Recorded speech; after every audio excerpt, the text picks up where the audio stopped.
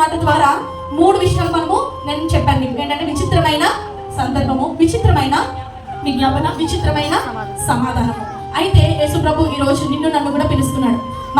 నేను కూడా ఆ తావులోనే ఉన్నాను, పాపంలో ఉన్నాము, దేవుడికి చాలా దూరంగా బ్రతుకుతున్నాము.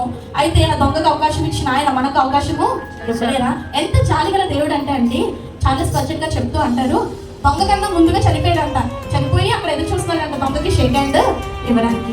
అయితే మనకు కూడా మనం చనిపోయే రాజ్యంలో ఆయనతో కూడా సంతోషంగా ఉండడానికి ఆయన ఎదురు చూస్తున్నాడు. కానీ మనం ఈ లోకంలోనే ఎంతకాలమో ఈ లోక పాపంతోనే మనమందరం కూడా ఏం చేస్తున్నాము, దేవుడికి చాలా దూరం అయిపోతున్నాము.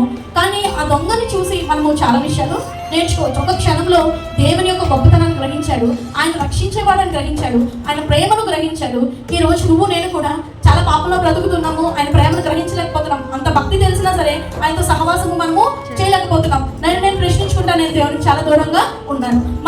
అందరం కూడా ప్రశ్నించుకుంటే ఈ లోకంలో మనము లోకంతో పయనం చేస్తున్నాము, దేవుణ్ణి విడిచిపెడుతున్నాము. కానీ యేసయ్య ఈ రోజు మనల్ని పిలుస్తున్నాడు. మళ్ళీ తప్పిపోయిన కుమారుడు ఏమయ్యాడండి? తప్పిపోయాడు. మళ్ళీ వస్తే తండ్రి కొట్టేశాడా?